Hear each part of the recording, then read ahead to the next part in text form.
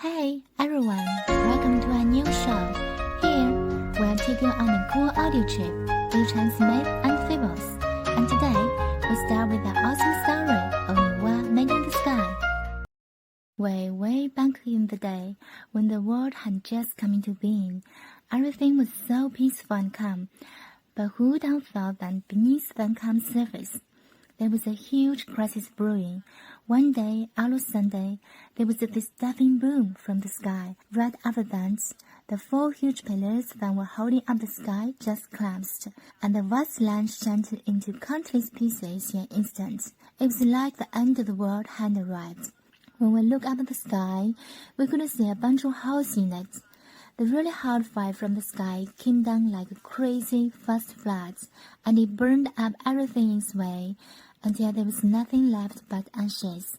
And down on the ground, the floodwaters were raging and roaring, stretching as far as the eye could see, mercilessly swallowing up mountains, fields, and all the living creatures on the way. At the same time, the fierce beasts in the mountains and forests broke free from their restraints and rushed out. Their eyes were all red and full of bloodthirst, opening their big, gaping jaws and crazily biting the helpless people. In the air, those enormous and ferocious birds spread their wings, blotting out the sun. They shriek and swoop down, and with a carol grumble their sharp claws. They snatch up the old folks, kids, and the weak. All of a sudden, the whole world was plunged into despair and fear. People really thought there was no way out. But just at this critical moment of life and death, Nuwa showed up. When she saw the tragic scene in front of her, her heart was filled with pity, and at the same time, she was super determined. Nuwa knew deep down that if she didn't do something, everything in this world would surely be doomed. So, she resolutely set out on this arduous journey to save all the living beings.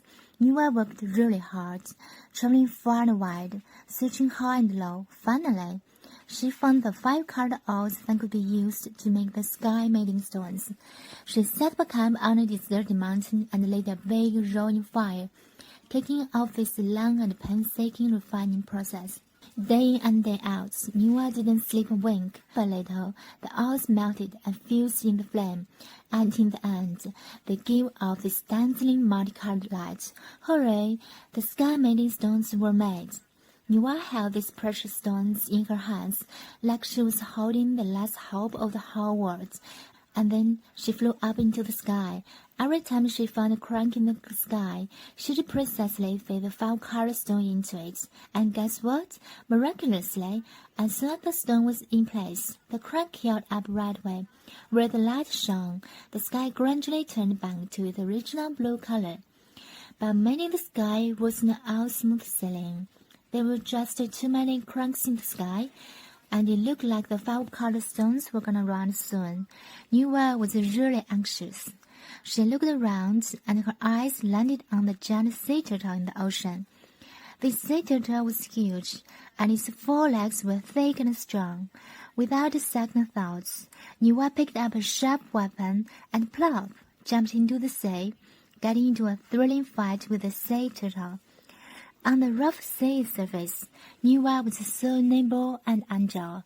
She skillfully dodged the sea turtle's attacks one after another, and when the right moment came, she mustered all her strength and cut off the sea turtle's 4 legs.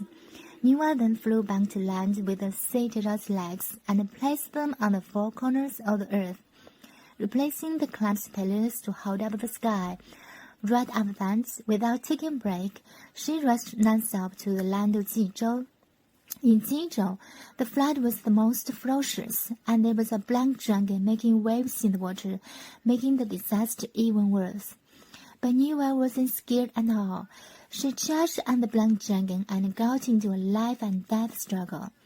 After a fierce battle, Nuwa finally killed the black dragon, and the flood in Jizhou slowly subsided. Finally, Nuwa burned the rays into ash and sprinkled it into the water. She collected a lot of red ash and evenly sprinkled the red ash all over the lands. and wherever the ash landed, the floodwaters slowly receded and disappeared, and the long-lost land reappeared. Thanks to Nuwa's aromatic efforts, the sky was finally mended. The 4 pillars were restored. The flood dried up. Xizhou was pacified. The fierce beasts and the ferocious birds either died or fled, and the people could live and work in peace again. So that is the end of the story. Thanks for listening, and come back for more interesting Chinese myth stories. See you later!